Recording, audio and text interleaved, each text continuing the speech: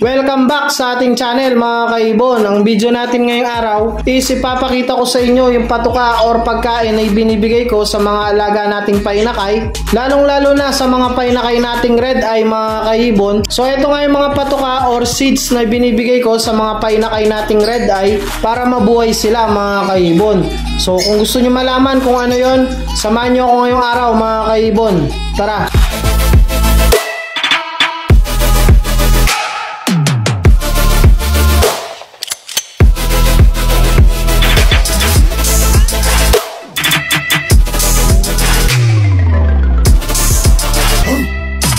Welcome back ulit sa ating channel mga kaibon. So ang video nga natin ngayong araw is pag-uusapan natin mga kaibon kung ano yung mga binibigay nating patuka or seeds sa mga alaga nating inakay, lalong lalo na sa mga red eye na inakay mga kaibon. So ito nga yung mga binibigay nating seeds para matulungan natin yung mga painakay natin na mabuhay, lalong lalo na yung mga red eye, dahil hindi sila katulad ng mga ordinaryong lovebirds natin na mga black eye mga kaibon. So yung mga medyo itim ang mata, hindi sila ganun kaselan mga kaibon. Pero yung mga painakay nating red eye mga kaibon is medyo maselan dahil nga mahina yung panunaw nila mga kaibon pagka mga bagong pisa. So hindi sila agad natutunawan mga kaibon. Kaya pagka nagbigay tayo ng maling pagkain, namamatay sila agad mga kaibon. So hindi natin napapalaki. So ngayong araw is i-share ko sa inyo yung mga ginagawa kong technique at binibigay kong pagkain. Pero una sa lahat mga kaibon, bago tayo magumpisa, so hindi ko papakita sa inyo mga kaibon para sabihin sa inyo na ganito yung dapat nyong gawin or mali yung ginagawa nyo. So sa pag-aalaga po ng ibon is kanya-kanya tayo ng style mga kaibon. So isi-share ko lang yung ginagawa ko mga kaibon para kung sakaling gusto nyo gayahin, gusto nyo itry mga kaibon, is pwede nyo po itry mga kaibon. Pero hindi ko po sinasabi na ito yan dapat nyong gawin mga kaibon. So sa pag-ibon talaga is kanya-kanya tayo ng style ng pagbibreed mga kaibon. So start na tayo mga kaibon. Tamang-tama mga kaibon is mag-i-stock tayo ngayon. Dahil nga wala na tayong stock mga kaibon. So chinempo ko talaga na ubusin muna yung stock natin. So nilinis ko na yung mga lalagyan natin. Ayan mga kaibon, no? Kasi nga ililipat natin dyan yung mga bagong bili natin. Ayan. So chinempo ko talaga na mag-i-stock tayo para gawin natin yung video natin na to mga kaibon. Para bago lahat mga kaibon, bagong lagay. Para mapakita ko sa inyo yung imimix natin pagkain mga kaibon, yung patuka. So isa-isahin muna natin yung dala natin mga kaibon, yung binili natin patuka. So unbox muna natin mga kaibon. So unang-una mga kaibon, Salto Chick Booster mga kaibon. So para sa mga painakay natin, so 1 kilo yata to mga kaibon eh. Ayan, 1 kilo Salto. So pwede naman kayong gumamit ng ibang Chick Booster mga kaibon, pero ako kasi nakasanayan ko na tong Salto mga kaibon. And then meron tayong sunflower mga kaibon, no? So ito naman malalaki sila mga kaibon. Ayan, malaking sunflower. Dahil nga para dito to mga kaibon, no? Sa alaga nating green chick conure mga kaibon, si Marco. Ayan. So dahil nga nagsiseeds na siya mga kaibon, so ire-ready na natin yung gagamitin natin pang training sa kanya, pang recall mga kaibon. So hindi na yung syringe yung gagamitin natin pang recall. Ito na mga kaibon, ito yung sunflower na malaki. And then next natin mga kaibon, ito outgrowth mga kaibon. So magmi-mix tayo mamaya mga kaibon. Ipapakita ko muna sa inyo isa-isa yung mga binili natin. So para kung gusto nyo lang gayahin yung ginagawa natin mga kaibon, so alam nyo yung itsura at pangalan ng mga seeds. So kaya ginagawa din natin yung mga video natin na to mga kaibon. So hindi na to para sa mga expert mga kaibon, sa mga matagal nang nagbe-breed. So para to sa mga newbie mga kaibon, sa mga bagong nag-aalaga ng ibon, sa mga beginner pa lang mga kaibon. Para makakuha naman sila ng tip kahit papano mga kaibon. So ito nga outgrowth mga kaibon, 2 kilo. And then sunflower ulit mga kaibon. Ayan. So 2 kilo din mga kaibon. Pero ito yung maliliit na sunflower mga kaibon. Ayan. Ito kasi malalaki to mga kaibon. And then next naman mga kaibon, ito. So meron din tayong successor pellet na kinuha mga kaibon. Ayan. So, para naman yan sa mga painakay nating mangingitlog pa lang at magbibreed pa lang mga kaibon. Pampafertile at pampagana mga kaibon. So mamaya papakita ko sa inyo kung paano yung ginagawa natin dyan. And then last naman mga kaibon, siyempre hindi mawawala yung cannery. Lalo na pagkausapang red eye mga kaibon, pagkain ng red eye, hindi ito mawawala mga kaibon yung cannery. So medyo naubusan tayo ng cannery no mga kaibon, dahil nga i-mix natin yan mamaya. Dapat 2 kilo nito, 2 kilo nito, 2 kilo din ng cannery. Or medyo marami sanang cannery. 2.5 sana na cannery, kaso lang mga kaibon, 1.5 lang yung nakuha natin, no, dahil nga naubusan tayo. Pero kinuha na natin, sobra na yan sa 1/2 mga kaibon. So pwede na yan, bali dagdagan na lang natin mga ilang araw pagka nakalabas tayo. Pero imimix na natin ngayong araw mga kaibon. So ilagay natin dito sa lalagyan. So bali imimix talaga natin siya dito sa isang lalagyan. Bali wala na yung laman, nilinis na natin mga kaibon. So isa-isa natin ilagay mga kaibon. So unahin natin yung cannery. 1 kilo mahigit mga kaibon. 1 kilo, magda 2 kilo to, kulang siya ng 2 kilo mga kaibon kasi nga naubusan. So ibuhos lang natin dyan. Cannery lang to mga kaibon, plain cannery. And then next, sunflower mga kaibon.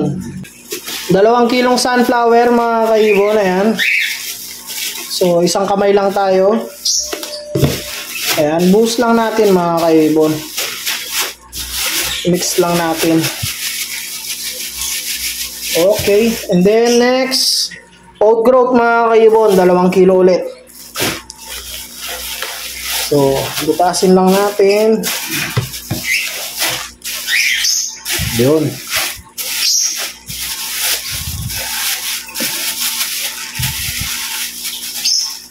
Yun, no? And then syempre hahaluin natin mga kaibon. Ayan. So bali 3 klase to mga kaibon, ha.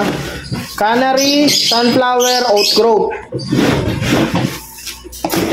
Ayan. So haluin natin na mabuti to mga kaibon, dahil para balance. So ayan mga kaibon, na-mix na natin, pero hahaluin pa natin na mabuti yan mamaya. So pagkatapos na lang ng video natin. And then syempre meron tayo ditong birdseed, kaso nakalimutan ko mga kaibon. So akala ko kasi puno pa to mga kaibon, so hindi na pala. So African mix to mga kaibon. So African mix para sa mga ibon natin. And then next, ibubuhos na rin natin tong chick booster sa lalagyan mga kaibon. Ayan.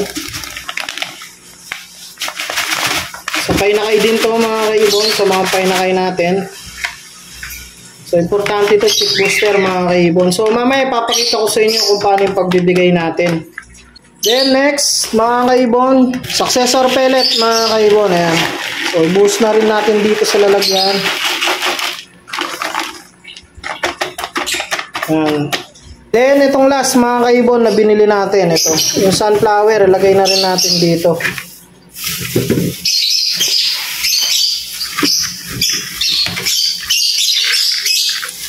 Yun, no? So para nga dun sa parrot natin to mga kaibon. Ayan, no? So ipapakita ko naman sa inyo yung pagbibigay natin mga kaibon. So unahin natin sa breeder mga kaibon. So pagka breeder lang mga kaibon, walang itlog, walang inakay. So nag-umpisa pa lang, pinagpapares natin or hinihintay nating magpares. So isang takal lang mga kaibon ng African mix. African mix to mga kaibon, ha. So isang takal lang nito.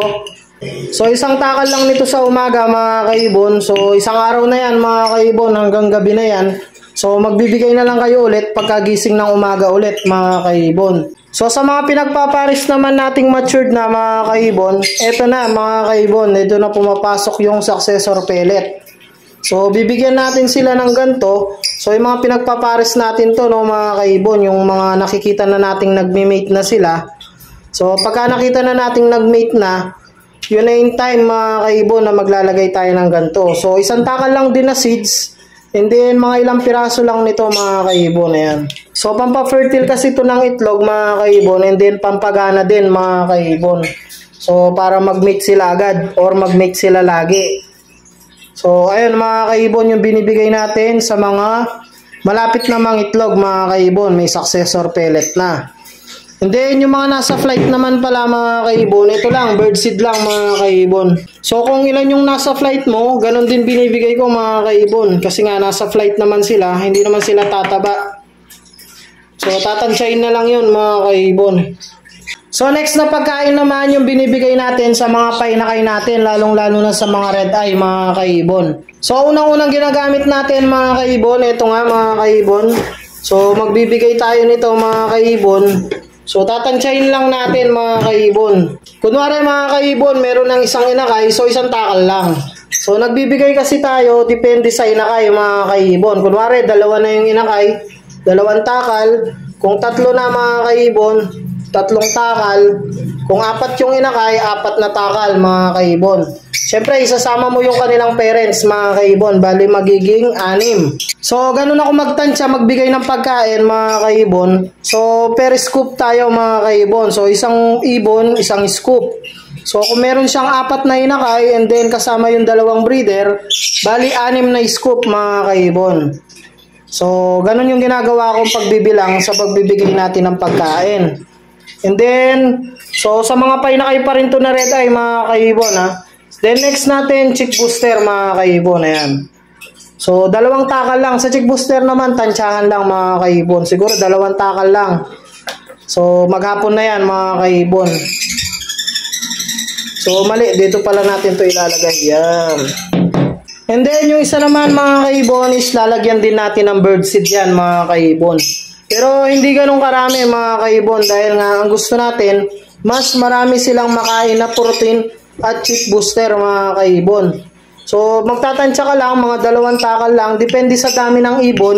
So hindi natin masyadong dadamihan yung African mix mga kaibon dahil nga matitigas to mga kaibon, no? So yung mga red eye natin na inakay, so hindi nila kayang tunawin agad dyan, no mga kaibon. Kaya mas priority nating ibigay ito, chick booster at saka yung outgrowth canary at sunflower. Dahil nga high protein mga kaibon and then mabilis matunaw.